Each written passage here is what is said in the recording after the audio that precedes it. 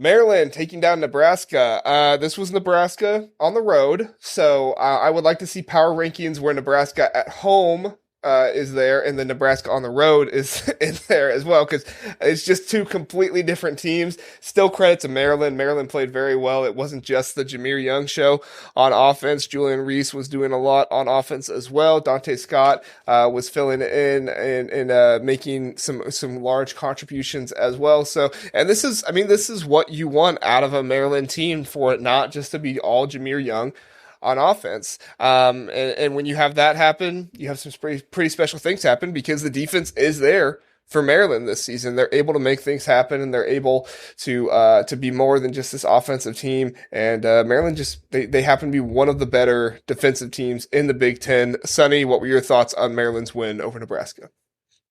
A lot of people forget Maryland was, I think they finished third in the preseason Big Ten, order that the media day. They finished third. That's a talented team out there. Obviously, they stumbled coming out of the block, but you can kind of see them rounding into shape. You can see like all the quality players that they have. Julian Reese is an absolute stud. Illinois saw that, point blank.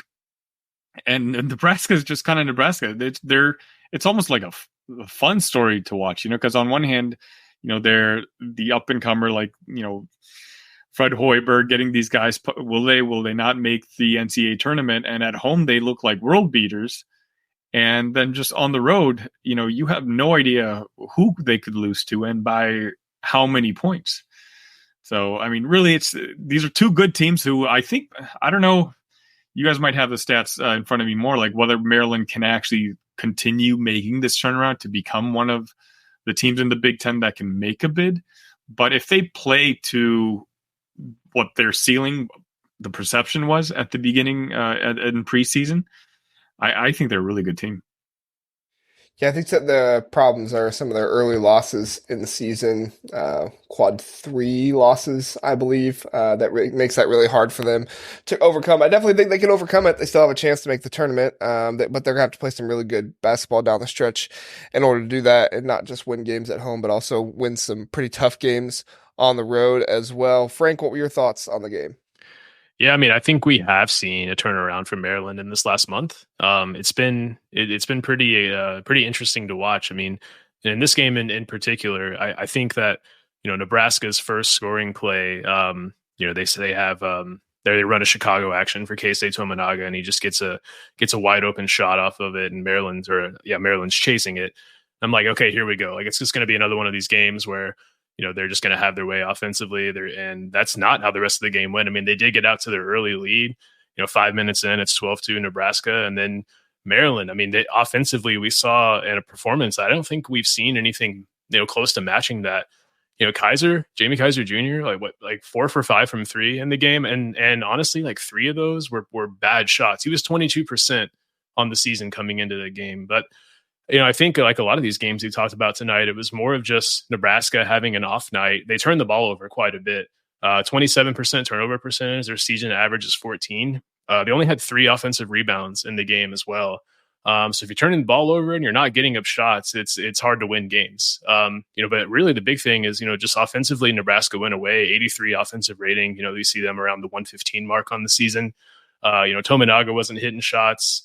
It's just going to be a hard path on the road from here on out. And JR, I know you've asked the question, will they win a road game? I know you don't want to hear this, but I think Ohio State's kind of the only opportunity left for them.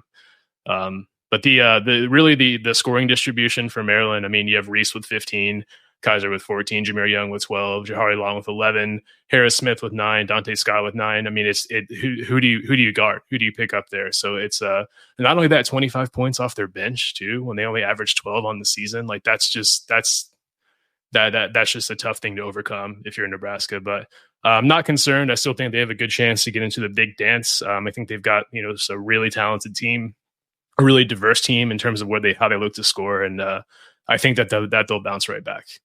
Because Sonny said at home, they look like they can beat anybody.